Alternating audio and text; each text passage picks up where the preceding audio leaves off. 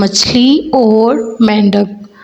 ایک مرتبہ کا ذکر ہے کہ بڑی سخت گرمی پڑی اور بارش کا موسم بھی جا چکا تھا۔ تالاب اور جھیلیں خشک ہونے لگیں۔ جھیلوں میں مچھلیاں تڑپ تڑپ کر مرنے لگیں۔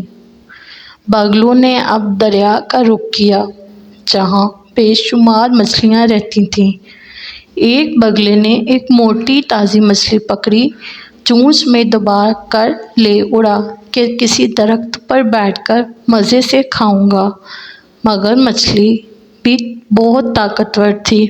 زور سے پھڑ پھڑائی اور یوں بگلے کی چونچ سے آزاد ہو کر نیچے گری۔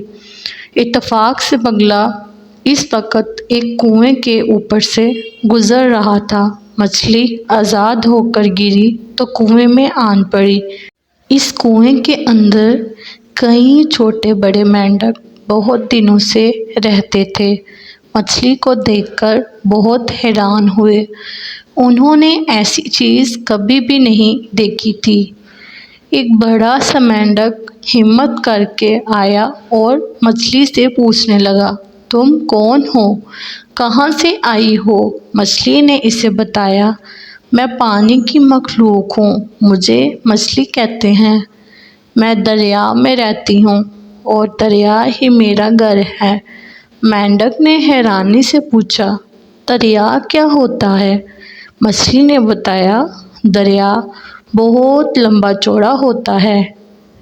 اس میں گہرا پانی ہوتا ہے جو بہتا رہتا ہے، بہت لمبا چوڑا۔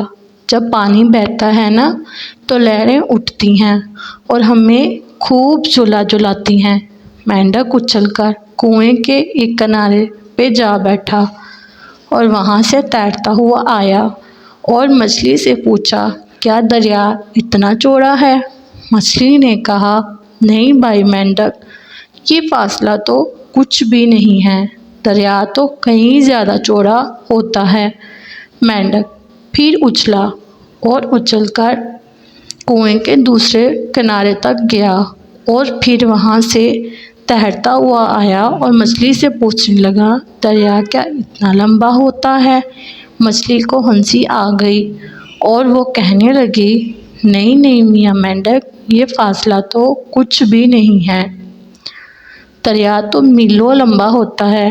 مینڈک بڑی بڑی آنکھیں نکال کر مچھلی کو دیکھنے لگا اور بولا، تم ضرور مجھ سے مذاق کر رہی ہو، بھلا کوئی دریا ہمارے کنویں سے بھی بڑا ہو سکتا ہے؟ تم یا تو میرا مذاق اڑا رہی ہو یا تم نے ضرور کوئی خواب دیکھا ہے۔ بھلا سوچنے کی بات ہے، کہاں یہ لمبا چوڑا کنواں، کہاں تمہارا دریا؟ مچھلی بیچاری اب کیا جواب دیتی، خاموش ہو گئی اور آہستہ سے مینڈک سے کہنے لگی، بھائی مینڈک، بات دراصل یہ ہے کہ جب تک تم کنویں سے نکل کر باہر کی دنیا نہیں دیکھو گے تمہیں کسی بات پر یقین نہیں آئے گا۔ دنیا دیکھنی ہے اور نئی نئی چیزیں دیکھنی ہیں تو کنویں سے نکلو، مگر مشکل یہ ہے کہ تمہارا کنواں سچ مچ بہت گہرا ہے۔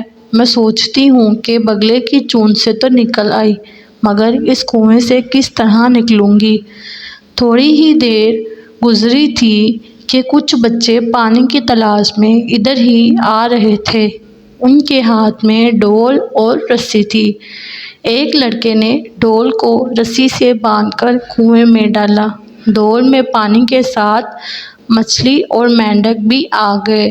ایک لڑکا خوشی سے چلا اٹھا، دوستو، ڈول تو ہم نے پانی نکالنے کے لیے ڈالا تھا، یہ مچھلی اور مینڈک کہاں سے آ گئے؟